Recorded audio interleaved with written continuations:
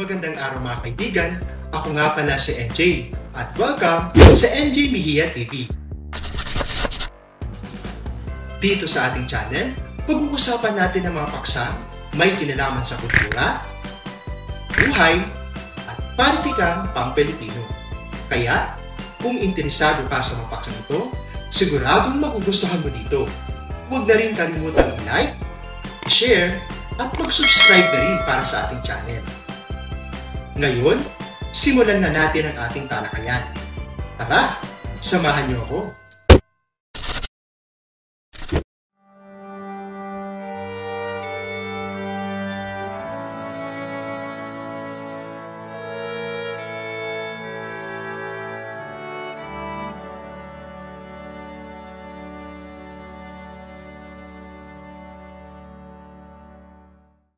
Ngayon naman, ating talakayin ang kaligirang pangkasaysayan ng Noli Me Tangere.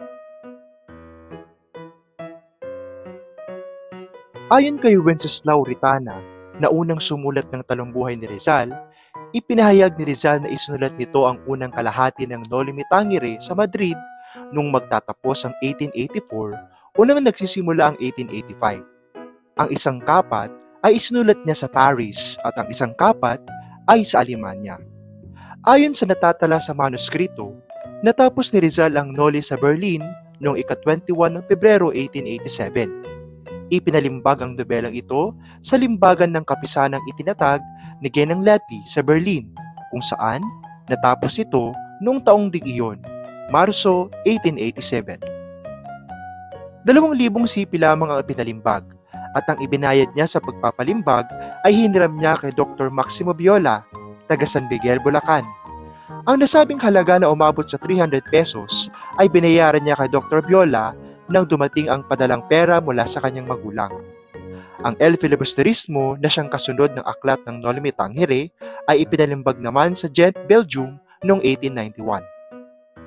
Noong ika-8 ng Hulyo 1892 ay itinatag ni Dr. Jose Rizal sa Maynila ang La Liga Filipina, isang samahang ang mithiin ay ang mabago ang naghaharing sistema ng pamahalaan sa Pilipinas sa pamamagitan ng mapayapang paraan at hindi ng paghihimagsik. Gaya ng nasabi sa unahan, 21 taon pa lamang si Dr. Jose Rizal nang lisanin niya ang Pilipinas noong ika-5 ng Mayo 1882 upang magpatuloy ng pag-aaral sa Espanya, Pransya at Alemanya. Nagbalik siya sa Pilipinas noong ika-5 ng Agosto 1887. Umalis siyang muli sa Maynila noong ika-3 ng Pebrero 1888 upang magtungo sa Europa, Hong Kong, Yokohama, Japan, San Francisco at New York, at sa Liverpool at London. Nilisan niyang muli ang Pilipinas sapagkat umiiwas siya sa matinding galit sa kanya ng mga Espanyol dahil sa nobela niyang Noli Me Tangere. Muli siyang nagbalik sa Maynila noong ika-26 ng Hunyo 1889.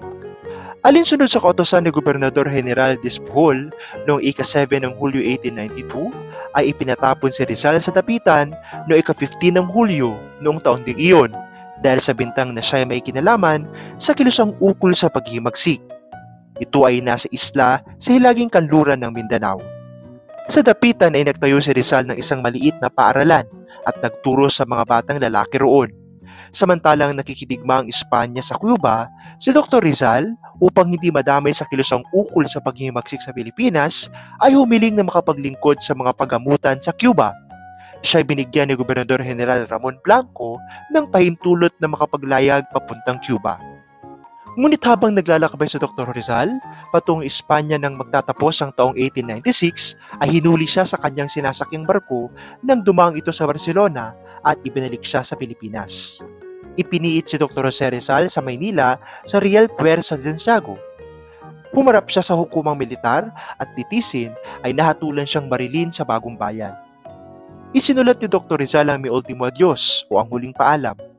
Ito ang huling isinulat ni Dr. Jose Rizal bago siya binaril sa Bagong Bayan, Rizal Park o Luneta ngayon, noong ika-30 ng Disyembre 1896.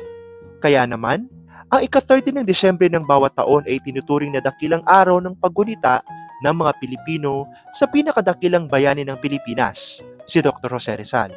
Naging araw ng pangilin ang ika-30 ng Disyembre ng bawat taon, alinsunod sa itinakda ng pamahalang Amerikano sa Pilipinas.